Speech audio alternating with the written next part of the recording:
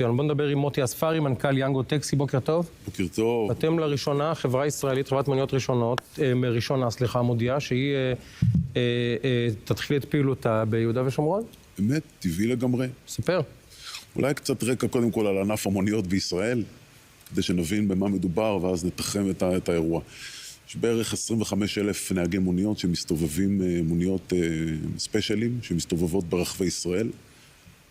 הענף סובל מתחלואה של חוסר של כ-4,000 מוניות בשביל לספק את הדרישה, ומאז שינוי ועדת המחירים ב-2019, שישבו את מחיר הקילומטר לכל דקת נסיעה, למעשה מביא למצב שמרכז את כל הנהגים באזור המרכז. אם פעם אתה זוכר שהיית צריך לנסוע מצפון תל אביב לנתב"ג, היית משלם כ-170 שקלים, היום זה 110 שקלים, 120 שקלים, ולכן לא משתלם בעצם לנהגים לעשות נסיעות בין עירוניות, מה שגורם לכל הנהגים שגרים באזור הפריפריה להתרכז באזור המרכז, בעיקר בסופי שבוע.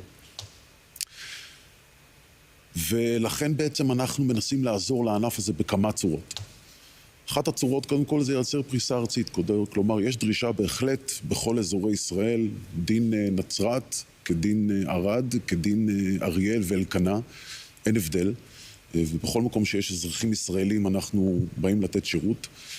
ואנחנו רוצים לגרום לזה שהנסיעות הבין-עירוניות גם הם יהיו כדאיות. אז אם זה פיצ'ר של נסיעות שיתופיות, או פיצ'ר של נסיעות עתידיות, כך שנהג יוכל לתכנן את סדר יום העבודה שלו, כשהוא יודע שהוא בדרך הביתה, אז הוא יכול לזרוק כיוון ולאסוף נסיעות על הדרך.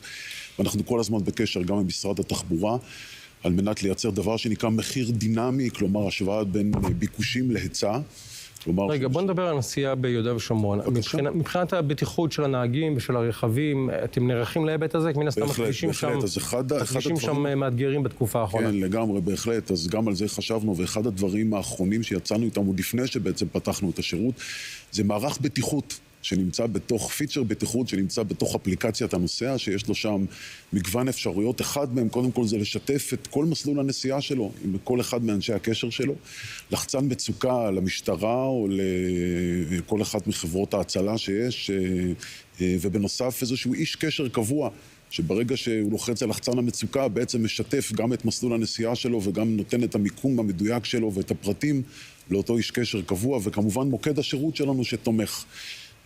לשמחתי עדיין לא היינו זקוקים לעשות בזה שימוש, אבל זה שירות שאנחנו מציעים לנושאים שלנו. אני חושב שזה לגיטימי לחלוטין לתת שירות בכל אזורי הארץ, גם באזור יהודה ושומרון. כמו שאמרתי, דין ערד, דימונה, תל אביב, כדין אריאל, אלקנה ונצרת. איתן, אתה רוצה לשאול אותו שאלה או שאני אמשיך? היום כל נהג מחויב לקחת נוסעים גם לתוך השטחים. איך אתם מסבירים את זה לנהגים ומגנים עליהם בנוהל הזה? כשאתה אומר מחויב... דווקא נוכח העובדה שהרבה מהם נשדדו על ידי ערביי השטחים. כאלה שבאו לעבוד פה, גררו אותם לכפר ותקפו אותם. כן, אז קודם כל אנחנו עושים סינון מי הנהגים שבאים לעבוד ביאנגו, לא רק ברמת הרישיון שלהם, אלא גם ברמת מי הבן אדם, או אנחנו גם כל הזמן עובדים על פי שיטות של דירוג, גם דירוג של נושאים, גם רמות פעילות, ואנחנו עוקבים ואנחנו דואגים כל הזמן שרמת השירות שלנו תישאר עם רמת הנהגים הטובה ביותר שיש, על פי הפידבקים שאנחנו מקבלים. אנחנו נותנים מענה של 24/7 לכל מצוקה, לכל טענה שיש, ומטפלים גם לא רק בבקשות של נוסעים, אגב, גם בבקשות של נהגים, אל מול נוסעים שמתעמרים בנהגים, כי אנחנו מתפקידנו גם לשמור על ביטחון הנהגים, ולא נתקלנו באמת בשום בעיה קיצונית שאני יכול להגיד שיש לנו מניעה לפעול באזורים האלה. אנחנו מעסיקים, כמו שאנחנו מעסיקים נהגים ישראלים יהודים, אנחנו מעסיקים נהגים ישראלים ערבים, אין בכך שום בעיה, כולם רוצים להתפרנס, ומי שעומד ברמת השירות ויש לו רישיון, אגב, כל נהג מונית היום צריך לעמול וללמוד בין חצי שנה ל8 חודשים כדי להוציא את הרישיון, וזו הפרנסה של האנשים, ואנחנו שם כדי לתת להם פרנסה עם פלטפורמה טכנולוגית שבעצם מקשרת באופן בלתי אמצעי בין נהג לנוסע. כך אנחנו עושים משנת 2018, היום עם 5,500 נהגים, משרתים כ-150,000 נוסעים בחודש, עם כ500,000 נסיעות, ואנחנו רק הולכים ומתרחבים. יישר כוח. תודה. יפה מאוד.